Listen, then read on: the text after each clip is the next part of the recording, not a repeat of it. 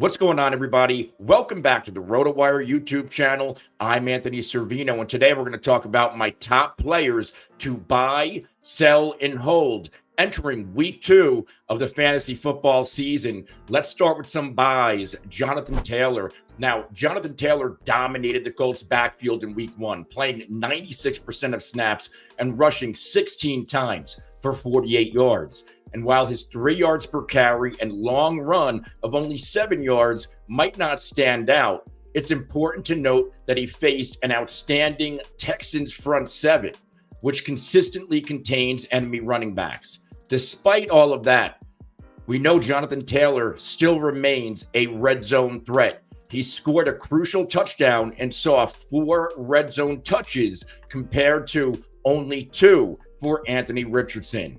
What makes Jonathan Taylor a prime buy low candidate is his upcoming matchup this week, especially against the Green Bay Packers, whose run defense has already struggled this season to contain another elite running back in Saquon Barkley. As the clear workhorse running back in Indianapolis, Taylor's usage is through the roof. The Colts' solid offensive line and Richardson's mobility should open up the running game more for Jonathan Taylor as the season progresses. If you can get Jonathan Taylor now before he pops, he's going to explode sooner rather than later, and he's going to cash in on his early fantasy football ADP, and you could potentially get him on the cheap. Next up, Mark Andrews. Mark Andrews, he had 2 catches for 14 yards on 2 targets in the season opener. That might scare most fantasy managers, but this is a perfect opportunity to buy low on the elite tight end. The Ravens stud tight end was double teamed by Kansas City at the highest rate since 2021, according to Pro Football Focus. This is a testament to how much attention the enemy defenses actually give a tight end like Mark Andrews.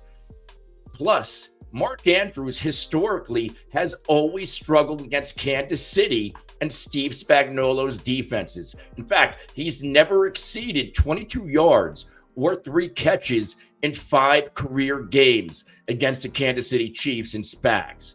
Andrews, he ran 36 routes and played on 52 snaps in week 1. That is 1 fewer snap than tight end Isaiah Likely, who went ballistic in the season opener. So we know the usage is still there, and we know that they could coexist on the field together. I blame this poor showing. It was more about the defensive scheme than any concern that I have about Mark Andrews' involvement in the passing game moving forward. Matchups are going to open up, and Andrews is set to bounce back. I would buy low on Mark Andrews because we know people are scared of, hey, this Isaiah Likely thing, this might be real, and that's going to push away Mark Andrews, who's a little bit older and injury prone. Go buy Mark Andrews. Next up, Chris Olave, and this is a big one, right? Because Chris Olave didn't do anything this week in week 1, and the Saints offense popped. And Chris Olave, he could have done so much more. He was rarely involved in the game plan, and this was a game that was blown up pretty early. But we know he's a talented young receiver, and the future is bright. The Saints offense under Derek Carr looks more stable than ever. And Olave is set up to be the focal point of this passing attack. And I get Rashid Shaheed had a nice game, but let's face it, he is not in the same stratosphere in terms of talent as Chris Olave. Olave's route running, separation, elite hand skills, it's all in the upper echelon of wide receivers in the NFL. And we're fully expecting Chris Olave's target share to increase, especially as Derek Carr gets comfortable in the new offensive scheme. Now, while Olave's week 1 numbers, they weren't explosive, they were invisible, his role in the offense is exactly what you want in a prime buy low candidate. Now is the time to go get your hands on Chris Olave because people are probably scared of a few things. They're scared of Derek Carr. They're scared of this Saints offense falling back to earth. And the Saints get Dallas this week. And we know Dallas has one of the better defenses in the NFL. People might just want to off Chris Olave at a monster discount, and this is your time to buy. Remember, if you like videos like this, hit the subscribe button, hit the alert icon so you can be notified anytime we go live to answer your questions or drop content like this. You can also hit the like button. You can also drop comments. If you don't like my takes, ask questions in the comment section of this video, and I will get back to you. Now, let's jump to some of my sells. And we're going to start with a player I was down on all off season long in Davante Adams. And the Raiders offense, it looked as advertised. It was sluggish. It struggled. It only scored 10 points. And it doesn't seem much better than last year's 23rd ranked unit. And Davante Adams, he's still, despite his age, one of the more talented wide receivers in the NFL. But we might see his fantasy value dip due to the inefficiencies in the passing game, primarily at the quarterback position. I know people love Gardner Minshew, but let's face it, he's really just a guy, especially when Steichen is not involved in the offense. Now, new offensive coordinator on the Raiders, Luke Getsy, leaned heavily on rookie tight end Brock Bowers, who led all Raiders pass catchers with 8 targets. Meanwhile, Davante Adams was non-existent. Now, we know Adams is talented, and he can still eclipse 1,000 yards, 1,100 yards, but his overall ceiling is capped.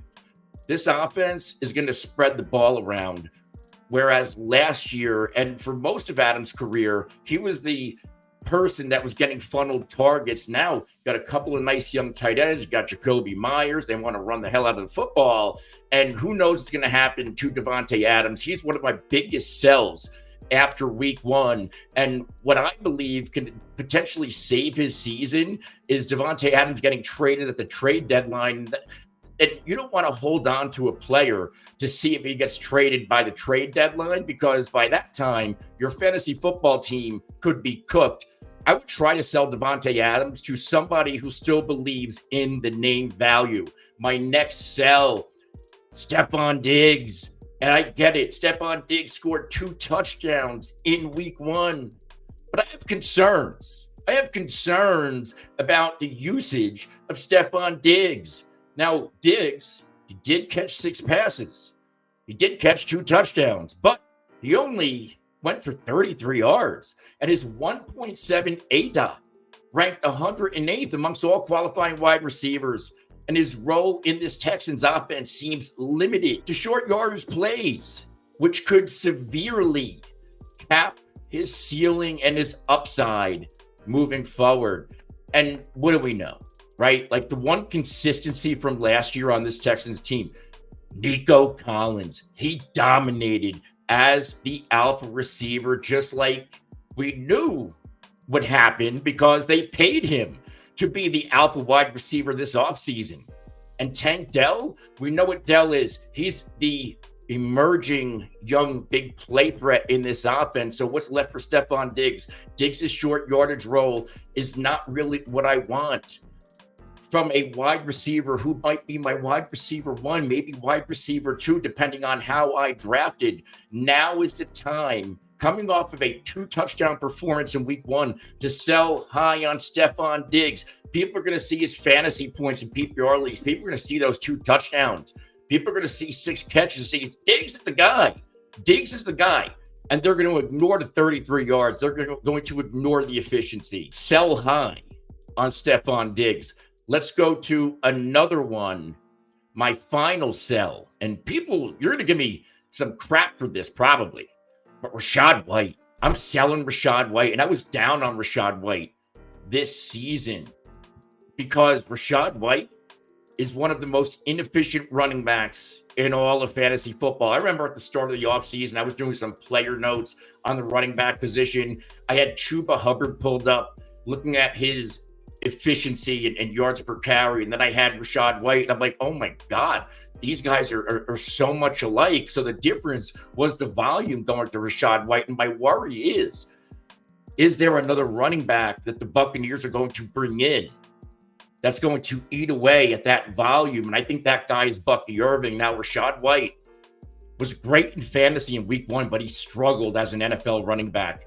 He only managed 31 yards on 15 carries, while his usage, 70% snap share, suggests that he's still the guy, that he's still the running back.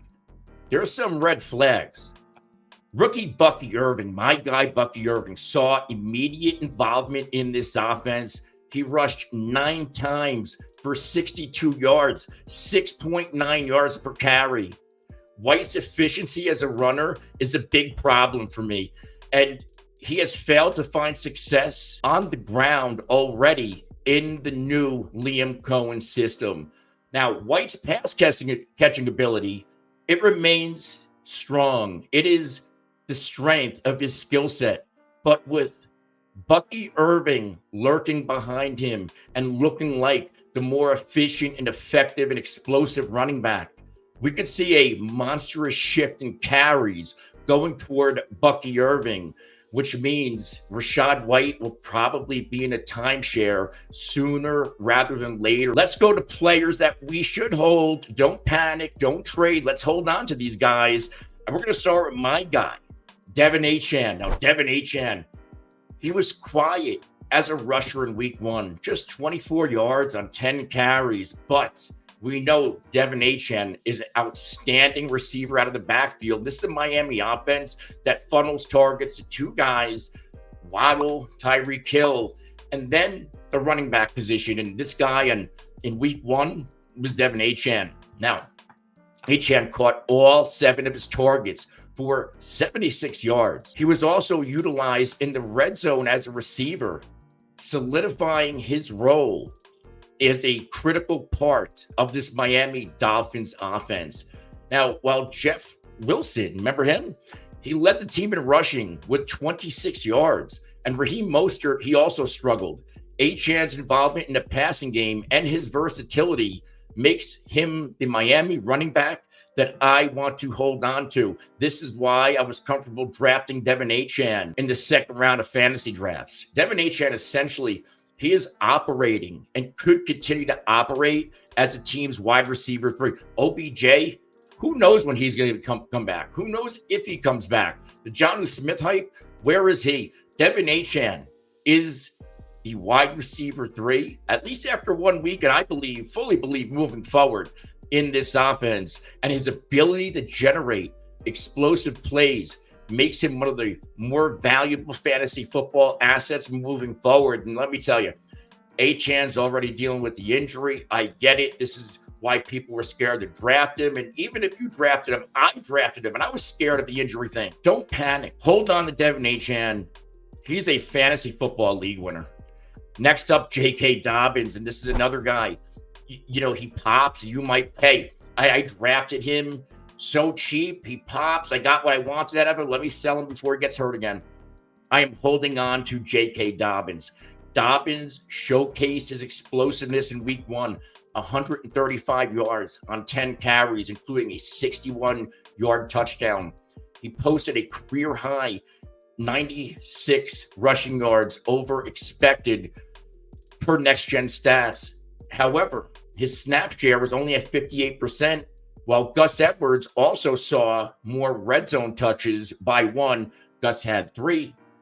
Dobbins had 2. Now, there is some concerns to some about workload distribution, but not to me. Gus Edwards, let's face it, he's just a guy. All of his years in Baltimore, he thrived, especially in short yardage and goal line situation, because the enemy defense, they were focused on Lamar Jackson, and Gus Edwards would just walk in. Now he's in a real situation, no RPO threat, and we've seen what Gus Edwards can do. Gus Edwards put up pedestrian numbers, while the true talent in this backfield, who also holds some talent as a PPR back, is J.K. Dobbins. Now, Dobbins did look fantastic, and I have to note, he was caught from behind on a few long runs, indicating maybe he's not fully recovered. Maybe he's not fully, 100% from his past injuries. I don't care. He is the most talented back in this backfield by far. And I'm willing to hold on to J.K. Dobbins because the last thing I want to tell you to do is sell high. And all of a sudden, maybe you get a quality player back. But if J.K. Dobbins stays healthy, he has top 15 running back upside. You're not going to get that in return right now. And next week, J.K. Dobbins, he gets the Carolina Panthers, and he could explode once again. Let's close this out with my last hold, and that's rookie stud wide receiver Marvin Harrison Jr. And if you ask me, I don't even know if this guy played in week 1. It says he did. He didn't show up. At least I don't think he showed up. Marvin Harrison, very quiet in his debut. 1 catch for 4 yards, but the usage was outstanding. He was on the field for 90% of the team's offensive snaps and 95% of pass plays. He showcased that the Cardinals are committed to Marvin Harrison Jr. as their full-time alpha number 1 wide receiver. That's why they drafted him. Now, Kyler Murray, pedestrian day, 162 passing yards, not a lot to go around. Greg Dortch, McBride were involved. Do we really think that Greg Dortch is going to continue to lead this team in targets when you have a guy like Marvin Harrison Jr.? Absolutely not. Harrison's role in week 1, it showcases exactly what I want out of an alpha, out of a breakout candidate. Remember, this guy's still a rookie. There in Buffalo, a lot of defensive turnovers. Sean McDermott's still an outstanding defensive mind, and they probably schemed Marvin Harrison out. I'm not panicking on this stud rookie after 1 game. I'm not trading him because you're not going to get value in return right now. You're going to hold on to Marvin Harrison because it is only a matter of time before this offense settles down and Kyler Murray settles down. And all of a sudden, Marvin Harrison Jr., who we spent high first round, second round draft capital on, it is only a matter of time before he explodes.